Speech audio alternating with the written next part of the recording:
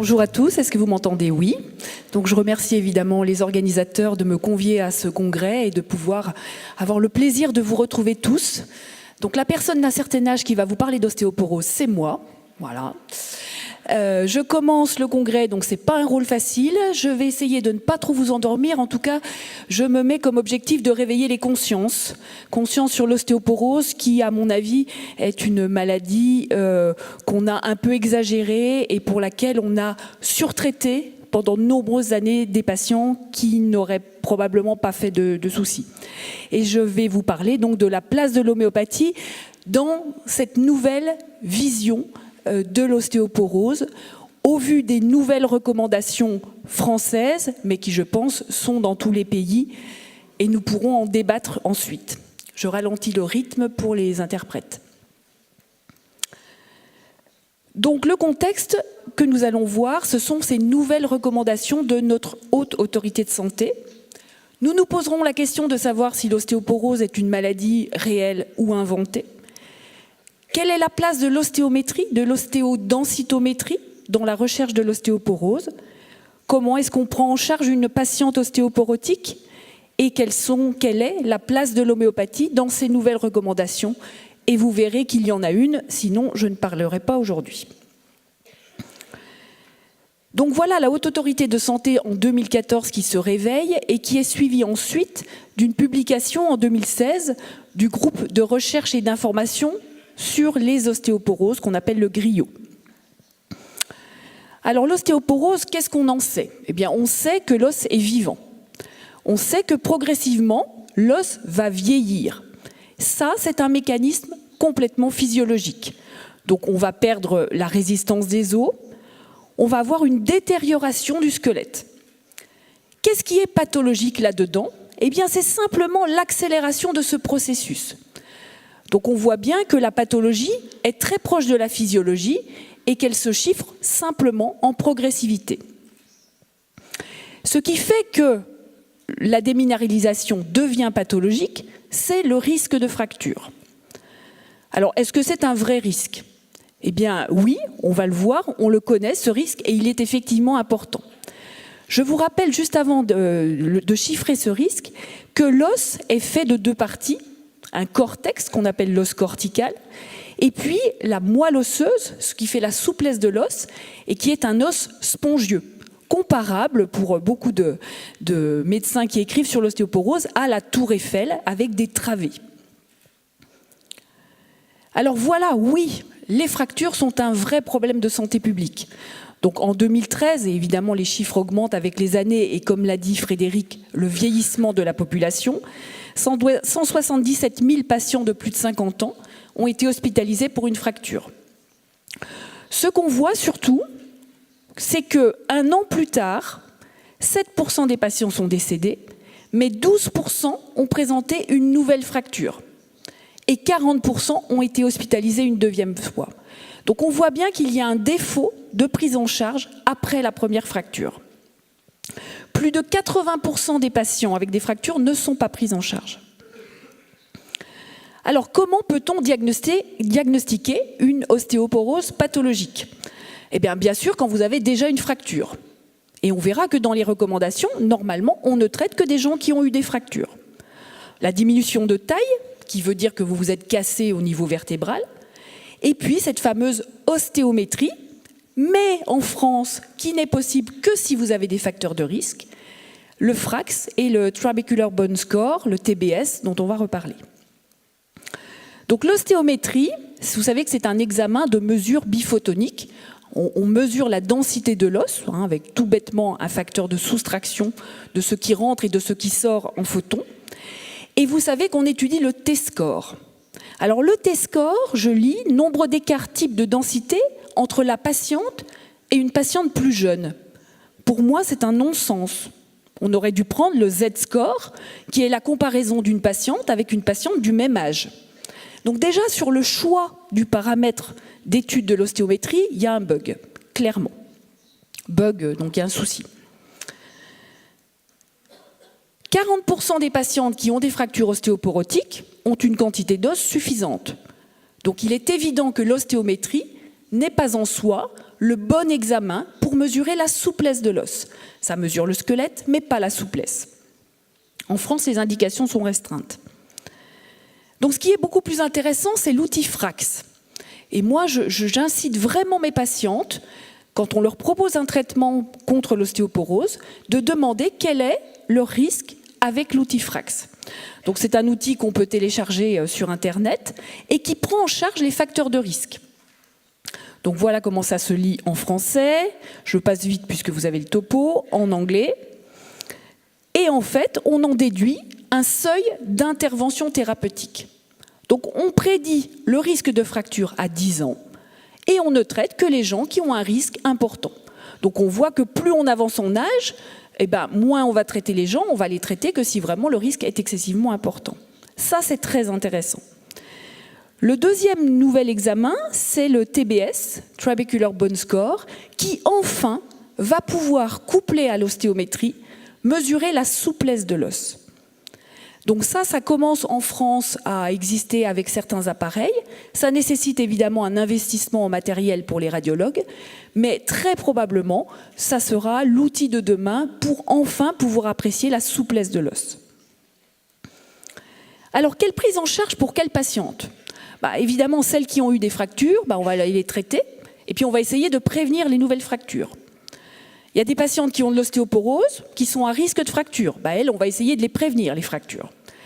Et puis il y a celles qui ne sont pas encore ostéoporotiques, mais dont on pense qu'elles pourraient un jour le devenir. Et là, on va essayer de faire du préventif. Alors, dans les recommandations de la Haute Autorité de Santé, qui nous parle des médicaments d'ostéoporose, il est bien indiqué qu'on ne traite que les patients ou patientes qui ont eu des fractures, et on va traiter si l'ostéométrie est à moins 2,5 DS plus des facteurs de risque, ou vraiment une ostéométrie catastrophique à moins 3 DS. On voit bien que nous sommes très loin de ce que moi, gynécologue, on est venu me vendre, c'est-à-dire votre patiente a une ostéopénie à 50 ans, il faut absolument lui donner un traitement parce qu'elle va faire une ostéoporose et comme ça, vous allez être préventif. C'est faux, c'est du mensonge, ce n'est pas éthique et il ne faut pas le faire. C'est clair. Je me suis aperçue en relisant mon topo que je ne vous avais pas parlé des médicaments de l'ostéoporose parce qu'on m'a demandé en fait de rayer beaucoup de slides parce que je suis trop bavarde. Donc juste pour vous rappeler, en France, on a 3 médicaments, les biphosphonates pour les fractures vertébrales et du col du fémur, le raloxifène pour les fractures uniquement vertébrales, et puis le denosumab, Prolia, en médicament, qui est, vous savez, en alerte santé, puisqu'on s'est aperçu que les patients qui arrêtaient ce médicament se cassaient beaucoup plus que les autres, avec des fractures beaucoup plus graves.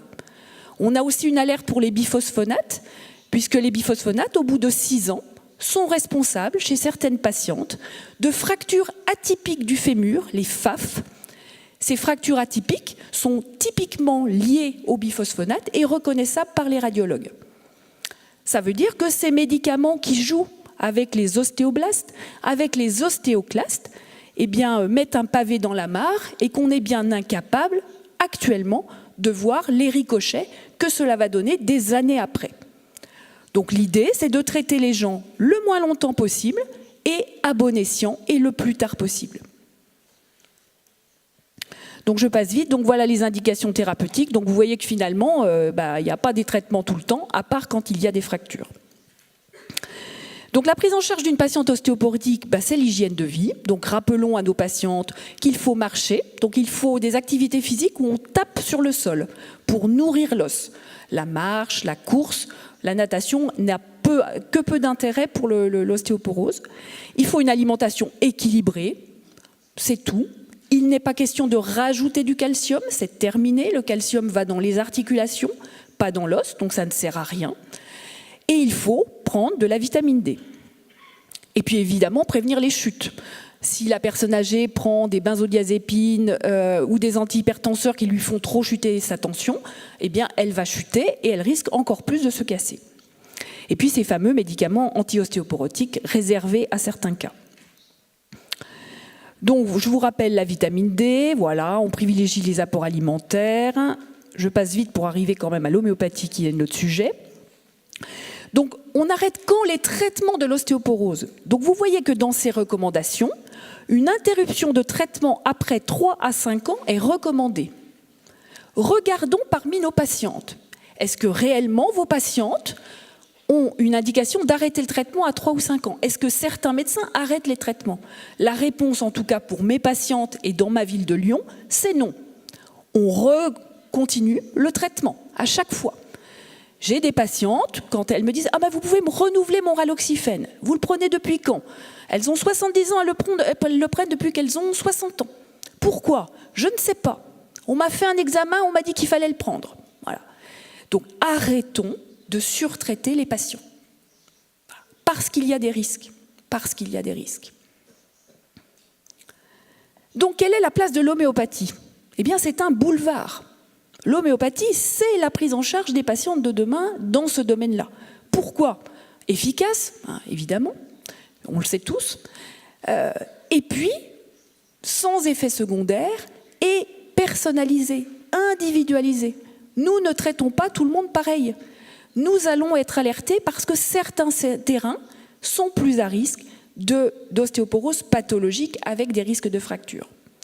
Donc nous allons retrouver nos 3 catégories. Les patientes ostéoporotiques à risque de fracture, celles qui ont eu des fractures et qu'on va accompagner, et puis on peut prescrire aussi de l'homéopathie chez des patientes qui ne supportent pas les traitements conventionnels ou qui les ont arrêtés parce qu'elles ne souhaitaient pas les prendre. Et là encore, les patients ont quand même le droit, si elles sont informées, de choisir certaines prises en charge. Rappelons que nous ne sommes pas dans du cancer, nous sommes dans des pathologies à risque de fracture, mais de temps en temps, 10, 15, 20 ans après le début du traitement. Donc les patientes ostéoporotiques à risque de fracture, c'est lesquelles? Eh bien, on les reconnaît tous. Les constitutions fluoriques, les constitutions phosphoriques, et puis les modes réactionnels, plutôt tuberculiniques, plutôt luétiques, et puis certains types sensibles. Donc les phosphoriques, elles ont une tendance à la déminéralisation presque depuis qu'elles sont nées. Donc évidemment, celles-là, si on ne les coache pas, si on ne leur fait pas faire des activités physiques et si on ne les surveille pas, elles sont plus à risque. Les carboniques se déminéralisent peu, mais par contre elles ont des pathologies de surcharge et elles vont avoir des troubles du métabolisme calcique qui peuvent certaines fois entraîner aussi une déminéralisation. Et puis les fluoriques tout de travers, oui, elles ont une fragilité du tissu conjonctif. Les médicaments de mode réactionnel, les tuberculiniques, Calcarea phosphorica évidemment en premier avec la racine phosphore, constitution longiligne, fatigabilité, une densité osseuse qui est faible spontanément, et puis tendance aux fractures plutôt des os longs. Pulsatilla, qui depuis qu'elle a ses règles a un terrain hypoœstrogénique, elle manque d'œstrogène, donc elle va être beaucoup plus à risque. Phosphorus avec sa déminéralisation qu'on connaît bien, et puis des pathologies lésionnelles chroniques osseuses. Sulfuriode, silicea, je vais passer assez vite puisqu'il y aura un article dans la revue du CEDH où je détaille tout ça, donc voilà, regardez l'article qui est beaucoup plus conséquent. Natrum mur, les luétiques, Calcarea fluorica en 1, dissymétrie, sclérose, laxité, dystrophie dentaire.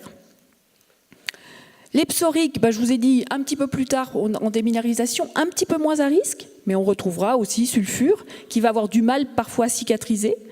Lycopodium qui va avoir des douleurs dans le dos, Calcarea carbe avec un squelette lourd mais qui peut avoir une fragilité osseuse. C'est un des des rares médicaments de constitution, de mode réactionnel psorique et de constitution carbonique qui peut effectivement se déminéraliser. Dans les modes réactionnels psychotiques, on va retrouver bien sûr tous ces patients qui ont subi des corticothérapies pour des asthmes dans l'enfance, l'adolescence et l'âge adulte et qui sont beaucoup plus à risque. Donc on retrouvera des médicaments comme Tuya, Baritacarbe et Calcarea carbe qui est un pseuropsychotique. L'Akésis qui est un médicament de type sensible, oui évidemment. Pourquoi? Parce que les patientes qui ont ce terrain l'Akésis, à la ménopause, vont se déséquilibrer et se déséquilibrant, elles vont avoir effectivement un risque de déminéralisation. Alors la place de l'homéopathie dans ces nouvelles recommandations, nous, on revendique le fait qu'on n'est pas uniquement des fournisseurs ou des vendeurs de médicaments ou des prescripteurs de médicaments. On est aussi des coachs. On est aussi des accompagnateurs de la santé, comme disait Frédéric tout à l'heure, de la santé globale des patients. On repère les terrains et on peut dire à nos patients, eh bien vous avez ce terrain, on va vous conseiller dès l'âge de 20 ans, voire même dans l'enfance, et si vous suivez ce qu'on vous dit, eh bien vous allez peut-être pouvoir prévenir certaines pathologies. D'où l'idée de rendre en homéopathie le patient acteur de sa santé et de lui donner les clés pour qu'il avance tout seul dans sa vie, mais en ayant été informé de ses risques. Donc on va leur dire alimentation équilibrée, manger de tout, voilà, éviter des régimes trop restrictifs, activité physique adaptée, la vitamine, la prévention des chutes. Et puis on va les traiter en prescrivant des médicaments homéopathiques quand il y aura une situation de déséquilibre. Une patiente silicea qui va bien, qui est en équilibre, on ne va pas forcément la traiter. Par contre, cette patiente se trouve hospitalisée, allongée pendant 3 mois, avec une pathologie qui risque d'entraîner une sédentarité, et bien à ce moment-là, on va l'accompagner pour traiter le déséquilibre. Et dans ces cas-là, on donnera le médicament dit de terrain, le médicament de fond, soit 5 granules par jour, soit une dose globule par semaine. Les patientes qui ont eu des fractures, on va pouvoir aussi les accompagner, bien sûr. On va les accompagner pour qu'elles récupèrent, pour qu'elles cicatrisent. Parce que ces patientes qui sont déminéralisées, lorsqu'elles se cassent, elles ont du mal à se reminéraliser. C'est logique puisque c'est leur terrain.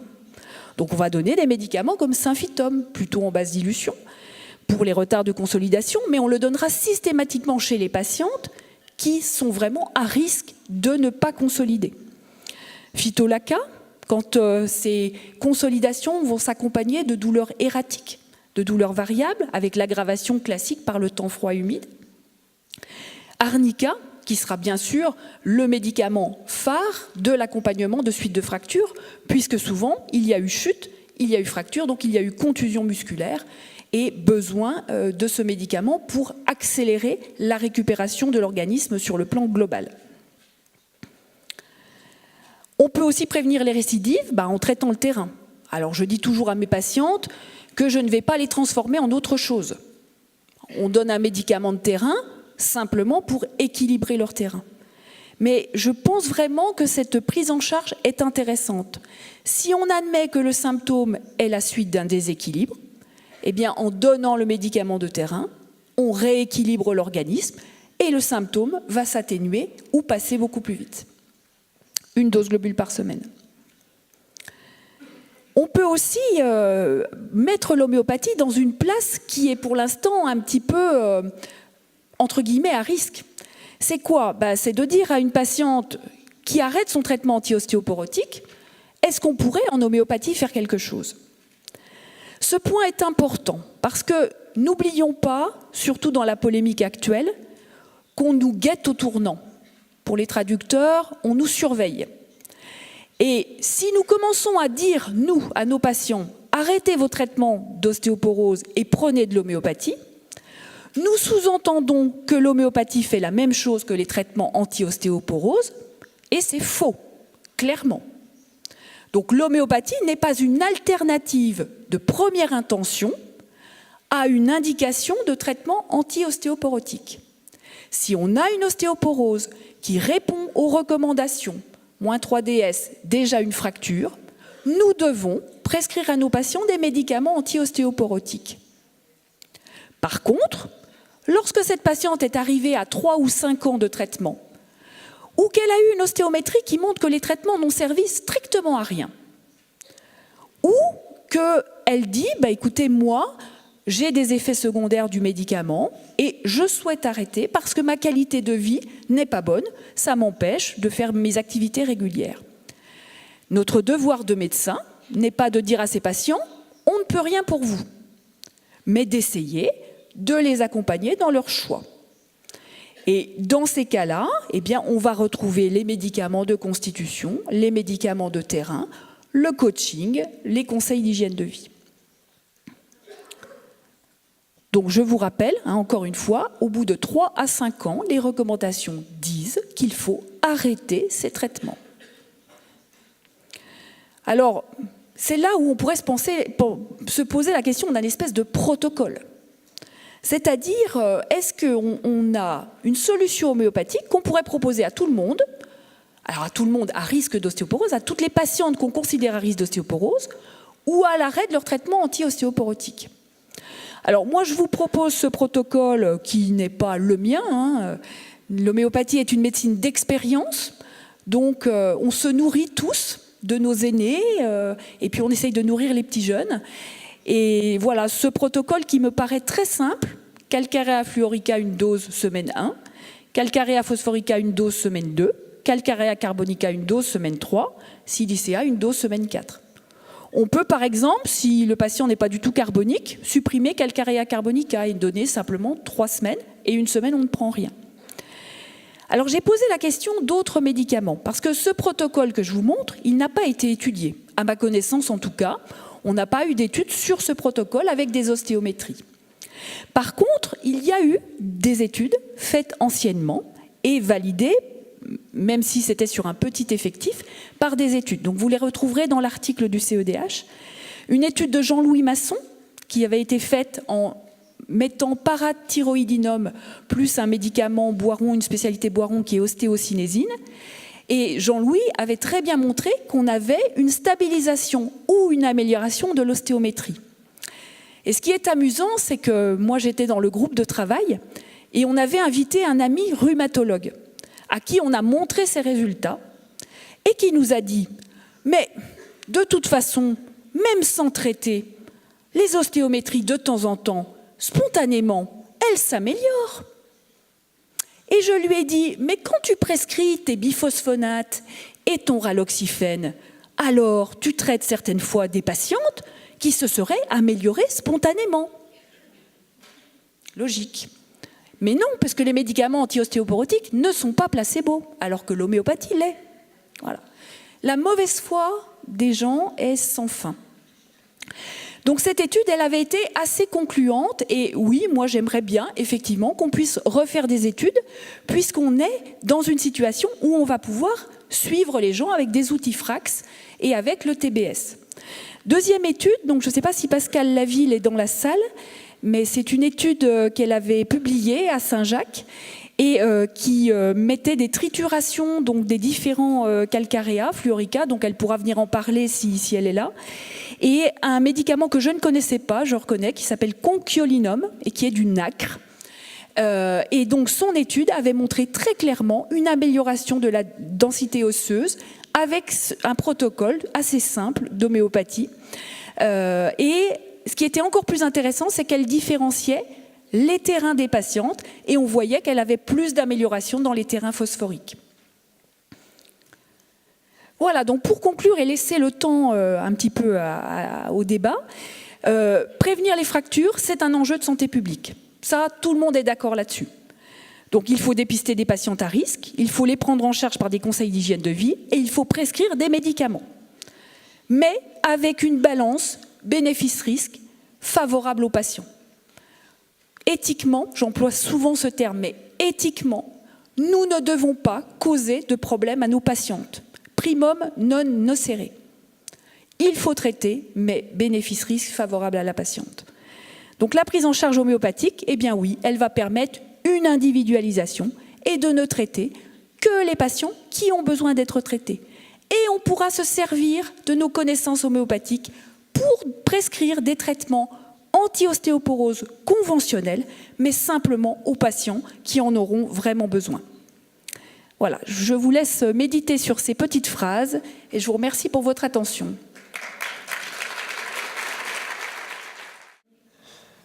Par rapport à ces propositions thérapeutiques homéopathiques, il y a une première question qui monte, c'est oui, mais globalement, quelle est la durée du traitement si on décide d'insérer un traitement homéopathique chez nos patientes? Est-ce qu'on les traite ad vitam aeternam jusqu'à ce que mort s'en suive, j'ai envie de dire? Ce ne sera pas l'homéo, c'est un placebo, comme tu l'as dit. Oui. On n'est pour rien, mais bon, même si c'est un médicament. Petit clin d'œil à notre actualité. Hein. Donc, concrètement, moi, si je démarre une prescription... Alors, je vais dire les deux mots magiques qui nous sauvent tout le temps. Ça dépend. Alors j'allais dire, si tu es en situation de déséquilibre, la patiente silicea dont je parlais tout à l'heure, elle est hospitalisée, elle est immobilisée, elle se déséquilibre. Je vais lui donner silicea pendant le temps de son hospitalisation et tout le temps où elle n'aura pas retrouvé une activité physique régulière. Donc en cas de déséquilibre, on traite pendant le déséquilibre. S'il n'y a pas de déséquilibre, et c'est juste suite d'une ostéométrie qui a montré moins 3 DS, alors que la patiente n'a aucun risque de fracture. Là, on a le temps. Si cette patiente, elle a 60 ans, elle ne va pas se casser demain. Donc on va pouvoir donner un traitement homéopathique jusqu'à l'ostéométrie suivante. 2 ou 3 ans. En général, 3 ans, c'est mieux. Globalement, si l'ostéométrie est meilleure, on va nous dire que l'homéopathie n'a servi à rien. De toute façon, elle se serait améliorée. Eh bien, on va arrêter notre traitement homéopathique. Voilà. Et puis, elle en refera une au bout de 3 ans. Et si on voit qu'elle s'est à nouveau redéminéralisée, eh bien, on recommencera le traitement. Mais dans ma tête, l'homéopathie, c'est quelque chose qui fait réagir l'organisme, qui aide l'organisme à aller mieux. Donc, il n'est pas question de continuer à pousser alors que la machine est repartie. Donc, il n'est pas question pour moi de donner des traitements à vie homéopathiques. Donc, on attend l'ostéométrie et on refait le point, ou le FRAX, ou le TBS. Quand tu nous dis il n'y a pas besoin de traiter à vie, hein, mais de s'adapter, d'accord, donc d'individualiser. Hein, exactement. Notre fil rouge de prescripteur des médicaments homéo. Et le médicament de type sensible au milieu de tout ça, est-ce que quand même tu le conserves ou tu dis on peut se permettre là aussi d'être séquentiel? Non seulement on peut se permettre, mais je pense qu'il faut être séquentiel même dans le médicament de type sensible. C'est-à-dire que ce médicament, il va servir à rééquilibrer les patients. Donc moi, je ne traite pas, alors après c'est personnel, mais je pense qu'on est beaucoup à faire ça, je ne vais pas donner une dose du médicament de type sensible à vie de 20 ans à... Voilà, je ne vais le donner que quand soit je vois apparaître un symptôme, soit je vois apparaître une situation où je me dis que le patient va se déséquilibrer. Et à ce moment-là, en fonction de la situation, je vais donner 3 mois ou 6 mois. Merci. Mais je ne suis pas médecin généraliste, donc j'ai un joker. Autre question pour toi, Christelle. Peut-on traiter vraiment toutes les patients avec un traitement homéopathique? Est-ce que tu peux repréciser la question? Que ce soit seul, tu nous as dit éventuellement seul, hein, si on a ce regard critique, si véritablement on doit se poser la question, comme tu nous l'as dit, la pertinence ou pas d'un traitement allopatique avec les molécules qu'on a à nos dispositions. Mais est-ce que cette approche, cette stratégie homéopathique, soit seule, soit complémentaire, un traitement allopathique, on peut finalement le proposer à toutes nos patientes? Ou est-ce que pour toi, il y a vraiment un profil qui ne rentrerait pas dans ce cadre d'un traitement homéo? La patiente qui ne voudrait pas de traitement homéo. Voilà, mais sinon, non, j'ai pas de... Oui, on peut traiter toutes les patientes avec un traitement homéopathique. Il n'y a pas pour toi de profil à éviter? Elles sont clientes? Voilà, la personne qui a posé cette question, si elle veut venir me voir après et qu'on en discute, parce que je ne comprends pas tout à fait le... Bon, très bien. C'était les 2 seules questions pour toi, tant mieux, parce que j'ai dépassé le temps de 8 minutes. Voilà, j'étais trop bavarde. Merci beaucoup, Christelle, pour ce premier éclairage.